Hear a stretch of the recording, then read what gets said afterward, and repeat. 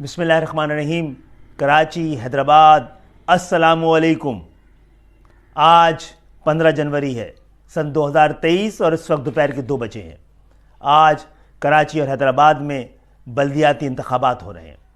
آپ سب کے علم میں ہے کہ کل MQM نے اپنے امیدواروں کو دستبردار کرانے کا اعلان کیا ہے۔ وجہ یہ ہے کہ ہم گزشتہ 6 مہینوں سے آپ کو آپ کا حق دلانے کے لیے یہاں کی ووٹر لسٹ، حلقہ بندیوں، مردم شماری کے لیے ہم ہر جگہ گئے ہیں، عدالتوں میں، ایوانوں میں، سیاسی جماعتوں کے پاس۔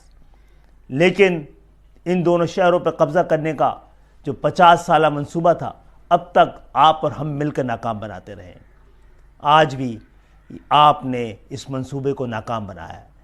کراچی اور حیدرآباد کے وسائل پر قبضہ کرنے اور یہاں کے لوگوں کے حقوق پر غاصب لوگوں نے آج وہ ناکام ہوئے ہیں۔